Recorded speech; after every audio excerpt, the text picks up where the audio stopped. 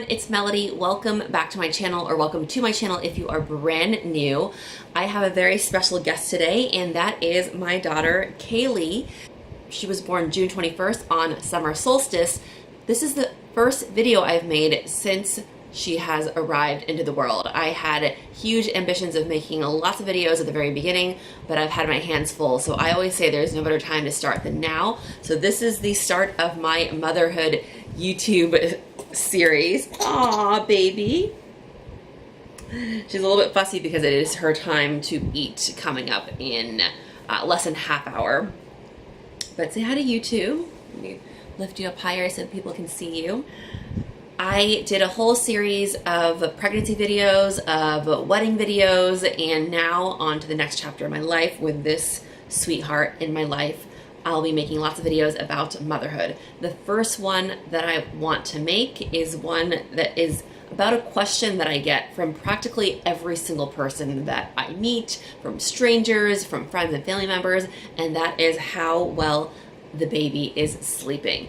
I never knew that people were so interested in newborn sleep patterns, but they are, so I do want to make a video about that as my first video introducing Cayley. She is only 7 weeks old, but she is such a sweetheart, such an angel, and I'm going to lay her down on her little bouncer while I make the rest of this video. I'll have more videos where I'm featuring her here as well.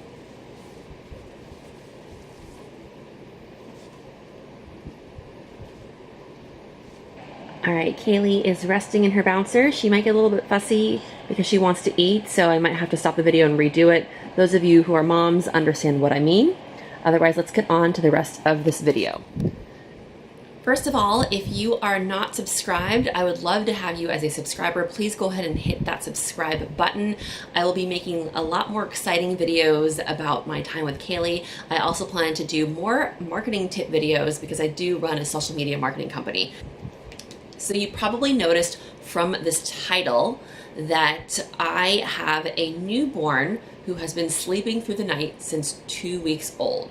You might think that that is crazy and that is impossible, but I want to share with you my tips and the things that I've done to help her be a better sleeper at such a young age.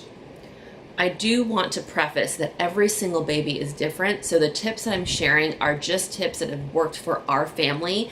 There could be another newborn who does all these tips and they might not work because the baby is naturally not a good sleeper.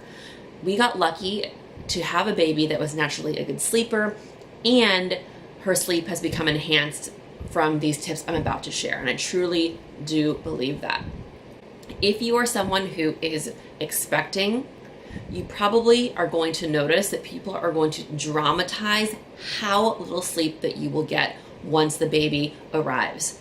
Rodney and I both were completely unaware of how little newborns slept or how there were, crazy sleep patterns of newborns up until our baby shower. I did do a video about the baby shower, so you can watch that video that will pop up in the link right above you.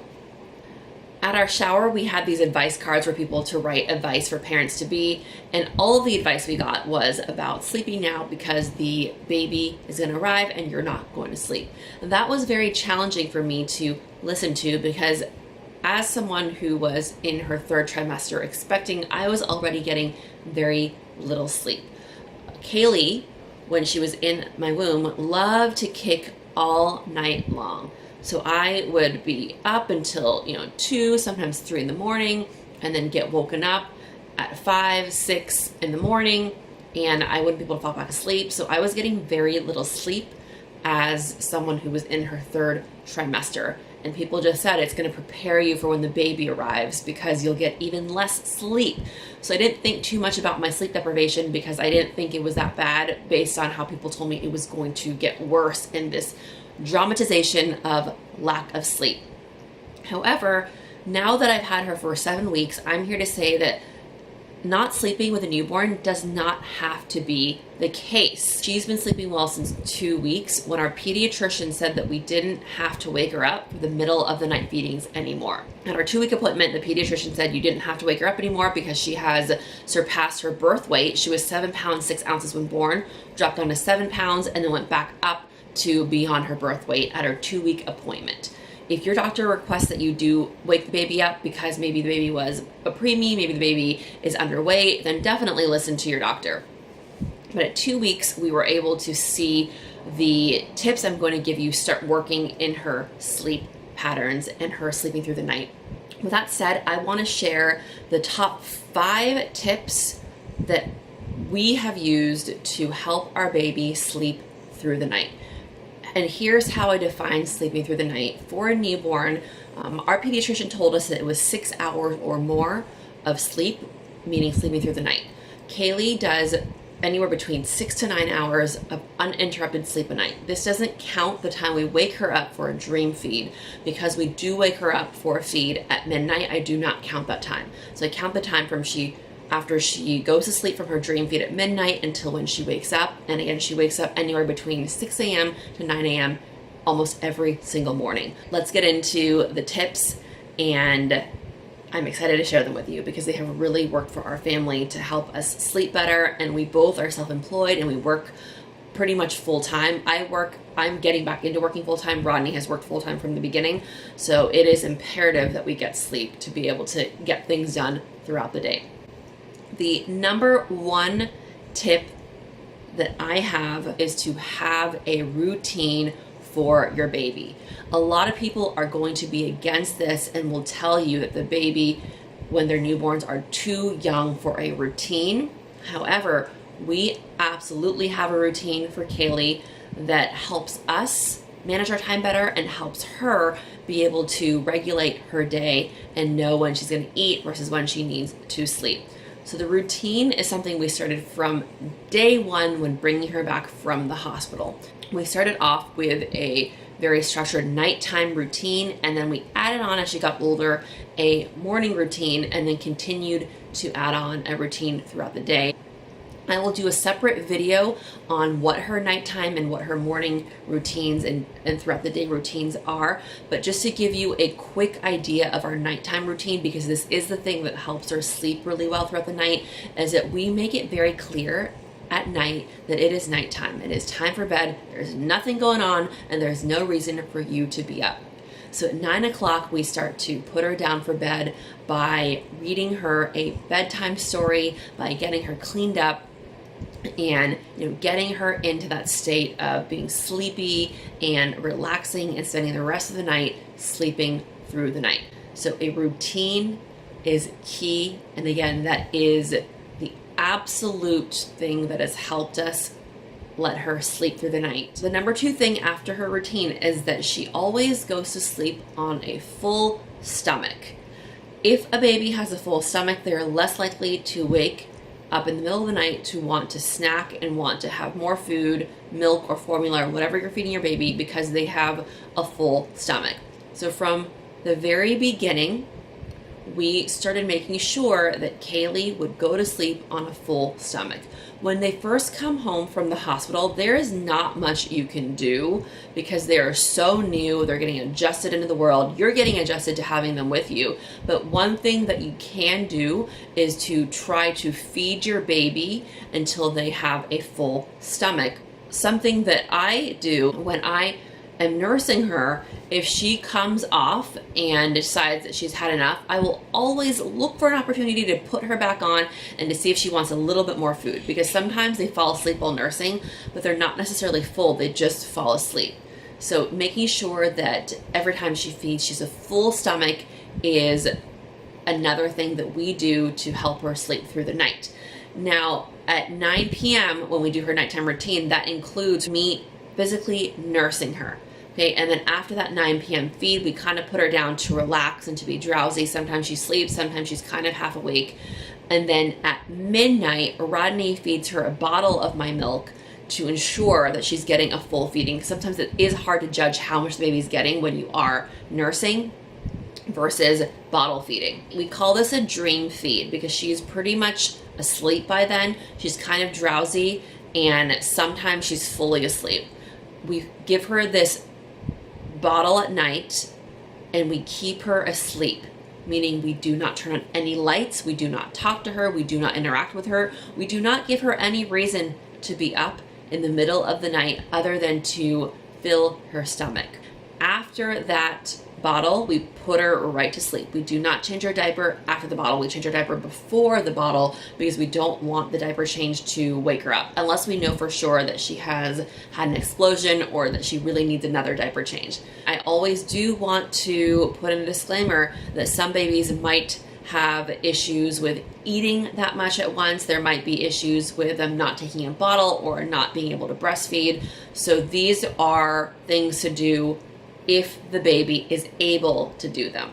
And luckily, Cayley loves to eat, so she's never had any issue with nursing or taking a bottle of my breast milk from Rodney. Number 3 tip is the swaddle. Now, the swaddle is going to be something that helps them stay calm and relaxed, and they feel hugged, and they feel like they are almost inside the womb again. So every night before we put her into bed, she gets a swaddle so that she feels tight and secure.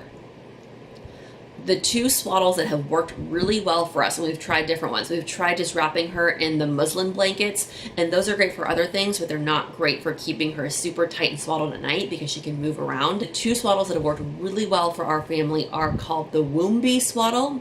It's a really tight swaddle that makes her feel like she's back inside the womb, and then swaddle up. So this is Cayley, still sound asleep at 9:38 a.m. in the morning. Her last feed and last time she was awake was at 12 a.m. last night. I opened the windows so that the light comes in. It is time for her to get up. She's been asleep for, gosh, I don't know, 9 hours. So I'm gonna do her morning routine, but I just wanted to show you the sound asleep 7-week-old in her swaddle. She might be waking up herself, maybe. Good morning, baby Cayley. It's wake up time. Oh, her brother Peter wants to wake her up. Good morning, baby Cayley.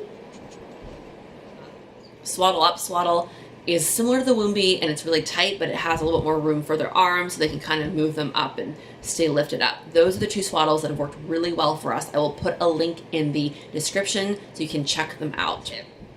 The number 4 tip is that from the very beginning of bringing them home, you need to work really hard for them to know the difference between night and day. And again, some babies, even if you work really hard, they won't be able to do it, or they won't want to do it, and that's okay. But if they are able to differentiate the difference between night and day, it'll make it a lot easier for them to sleep all throughout the night and be up and awake more times in the day. So here are a few things that we do to differentiate between night and day. In the nighttime, we keep it really dark. We talk in soft voices. We don't interact with her. There's no toys. There's nothing going on. Now, when she wakes up after that morning feed, or even when I first wake her up, I open all the windows, I let the lights come in, I talk to her really loudly. We don't care about noises that are happening. We let noises happen throughout the day, even if she's napping. So right now, I'm talking to you and she's napping right next to me, but I don't care, I'm gonna keep talking loudly. Whereas at nighttime, I would never be talking like this if she were to be next to me. Making the difference between night and day can be, again, a whole separate video that I do, but that is one thing that we started doing from day one. I heard a tip from a lactation consultant one time, and I really disagree with this tip. And she said, as soon as you bring the baby home, your clock runs on 24 hours. There is no difference between night and day. And she basically made it sound like you were at mercy to your baby, and there's no way to differentiate between night and day. But there is, and I'm proof that there is, because Cayley very clearly knows the difference between night and day. She acts differently between night and day, and she started doing this at 2 weeks old. So I'm not going to listen to that consultant, because you will get a lot of advice. Even this advice that you're getting, it doesn't mean it's going to work for you. You have to pick and choose the advice that's going to work best for your family. And I'm always open to listening to advice. I just always take it with a grain of salt, and I figure out the things that work for us versus the things that do not work for us. So night and day differentiation from the very beginning is key. Okay, so the 5th tip that I have is that you as a parent need to control the schedule versus having the baby control the schedule. And here's what I mean. A lot of times parents feed their baby on demand. Whenever the baby cries, they get fed. That is the baby controlling the schedule. We do the opposite. We feed her on our schedule, and she doesn't cry too much unless it's around that time she's gonna be fed, and maybe she hasn't been fed yet. So she gets fed at noon. Right now it's 11:58, and right now she is, I'm gonna show her to you. She laid down for a little nap after I introduced her to this video. She will probably start getting fussy in about 5-10 minutes if I do not feed her. Because we've started this routine and schedule for her, she has been able to pick up on when she's going to get food, and if she doesn't get food at her time, she makes it clear that she is ready for that food. So controlling the schedule. As I said that, she started to wake up a little bit. There she is. Okay, so this is her feeding time, and she's starting to get squirmish because she is ready to eat. So let me see if I can wrap up this video because it is her time to eat, and she starts moving around even if she's kind of napping throughout the day right before her scheduled eating time. So here's how I control the schedule. Again, it's really hard to do, and I have a hard time doing it as well, and I only started really being able to do this the last couple weeks, because when the baby's crying, the natural instinct as a mother is to feed her immediately rather than waiting for a time to feed her that works with your schedule. If you continue to feed on demand, I've noticed from my experience is that the baby will constantly cry, and she'll constantly expect to get fed whenever she cries. So we started doing it on an every 3-hour schedule throughout the day, and then at night she completely skips her feeds. And oh, here it is. I love that she did this because this is proving that she actually wakes up on her scheduled time to feed. You probably heard her kind of crying in the background. If I fed her every time she cried when it wasn't her feeding time, then she would get used to being fed every time, every hour, every 2 hours. But we feed her every 3 hours so that she knows she's going to get fed. And right now she's a little bit crying and cooing. It's okay because she's gonna get food in about 5 minutes. So if she starts getting fussy and it's about 30 minutes before her feeding time, I will give her a pacifier so that she has that to suck on until she gets food. She only recently started being able to take a pacifier. We had to try many different kinds. The one that works for her is called MAM. She's tried the Soothy kinds that people recommended. She's tried these new kinds, and MAM is the only one that works for her. So I will give her a pacifier, or I will keep her occupied until it is her time to eat. It is literally exactly 12, it's 12:00, I'm gonna show you my phone. It is 12:01 p.m. and her eating time is at noon. So she is very, very aware of her times, and she will wake up. Let me recap these tips, end the video, and then I'm gonna go ahead and feed her. Number 1 tip to help your baby sleep through the night is to have a routine. The number 2 tip is to make sure she sleeps on a full stomach. Number 3 is to swaddle the baby so they feel tight. Number 4 is to make sure you differentiate between night and day from the very beginning if you can. And if you haven't done it from the beginning and you're watching this, it's okay. You can always start now. And then the number 5 tip is to control the schedule and to have an agenda pretty much for the baby.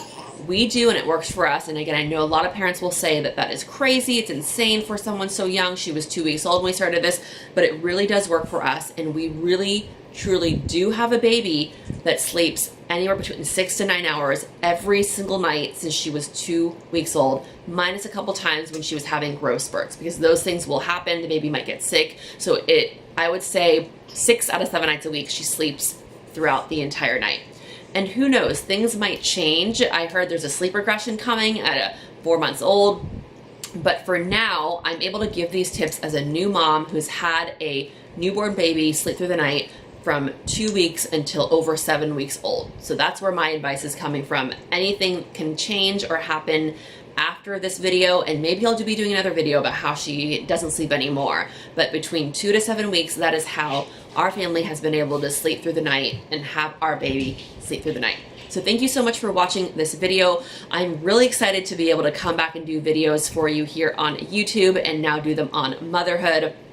If you like this video, give me a thumbs up. If you have other tips on getting your baby to sleep through the night, share your tips in the comments below.